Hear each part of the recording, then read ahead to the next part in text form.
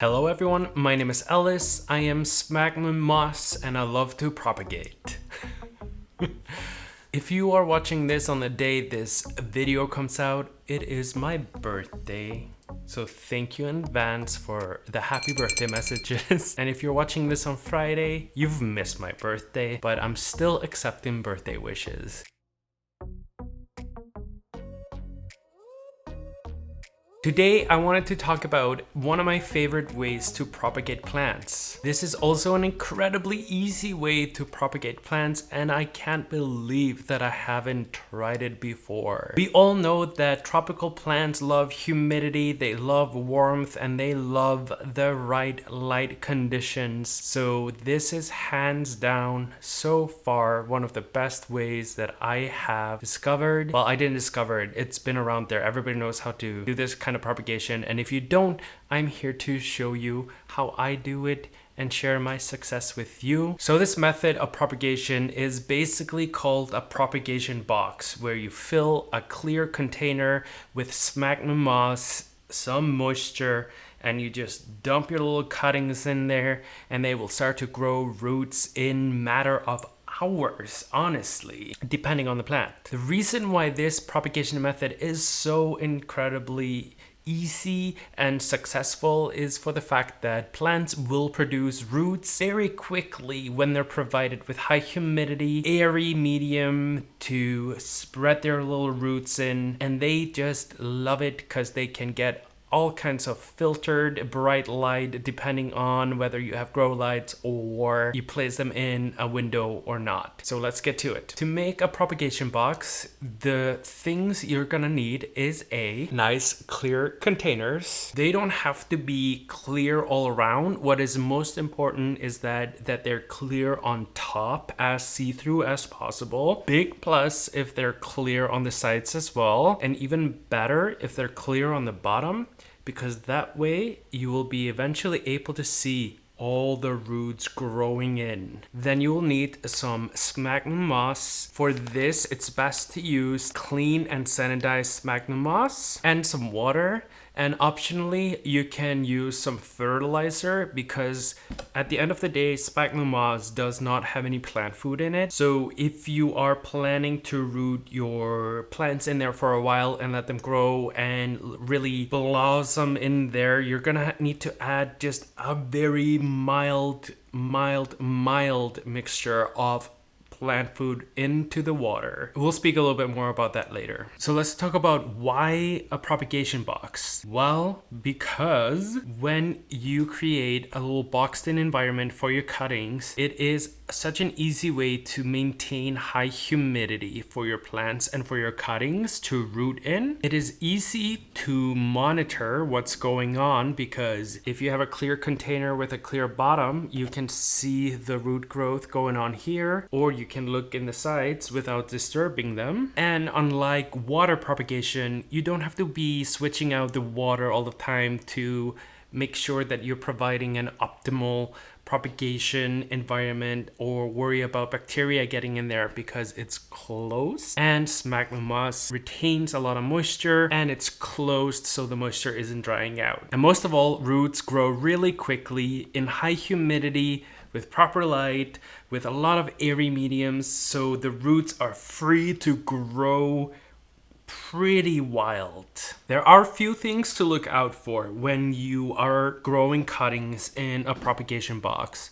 First of all, if your box doesn't have any holes in it, you need to make sure to open it regularly to let some fresh air in and get some of that old air out. And this is why it's so important to use sanitized sphagnum moss, because there is going to be not a lot of bacteria in there that is going to cause mold and mildew. Some people do put soil and perlite and other stuff in their propagation box, but that is one of the things that can really cause mold and mildew. So I like just using sphagnum moss. So far, no issue. But then again, I almost check it every day because I love seeing how the plants are doing. So there's always some fresh air getting in there. In order to have a quick success with roots growing, you need to make sure the nodes where the roots will eventually grow out of are kind of covered because the nodes need a little bit of shade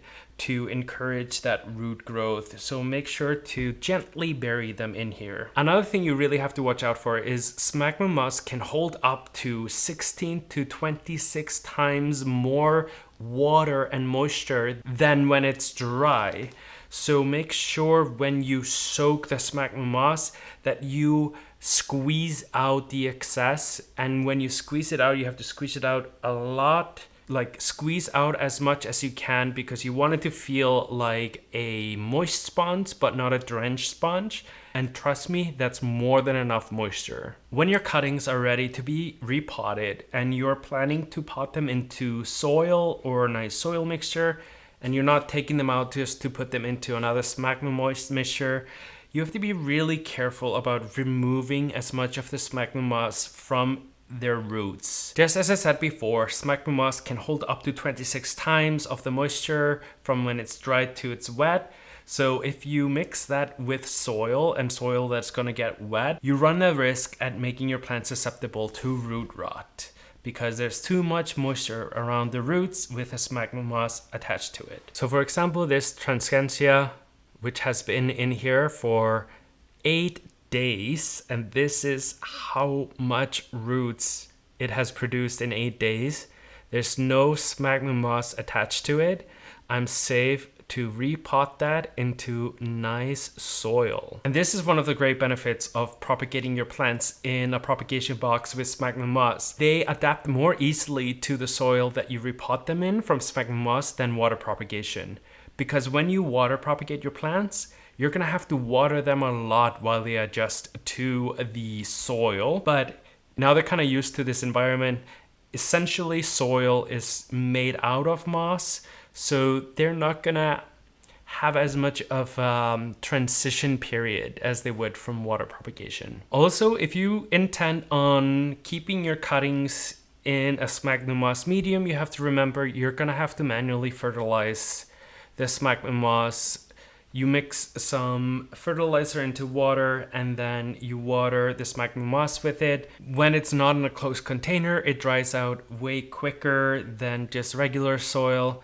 So you do what is best for you. Honestly, this is such a great method to propagate your plants. Plants that I would highly recommend to propagate this way is plants that love high humidity. Of course, all plants that have nodes on them that are gonna produce roots. And it's also just such a great way where you can just throw in cuttings like throwing spaghetti to a wall and see what sticks. So I'll show you here. As I mentioned before, I put this Transcentia into this propagation box 8 days ago, and it already has roots that is over 2 inches. I just put this Cannabis pictus into the propagation box yesterday, and already the air nodes are turning into soft white instead of being those crunchy grays. So I think this is gonna be an easy transition for them. Then I had these 2 scraggly vines of string of hearts that I was trying to weave around the pot, trying to get them to root to become a fuller and bigger plant. So I just threw caution to the wind and cut it all up and put it into this little miniature propagation box. And that was just yesterday. And I hope you can see this. There we go. This was yesterday. And now there's already a tiny little white head.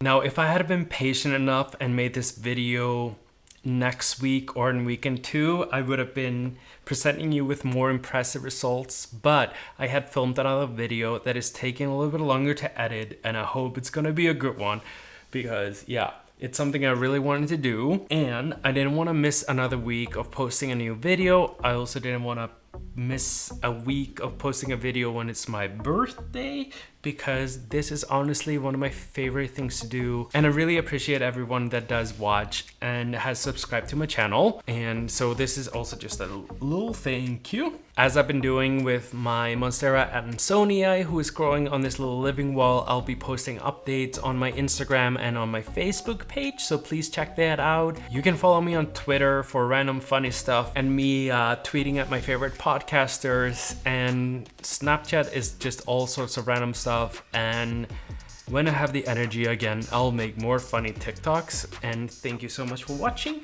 I will see you next time. Bye.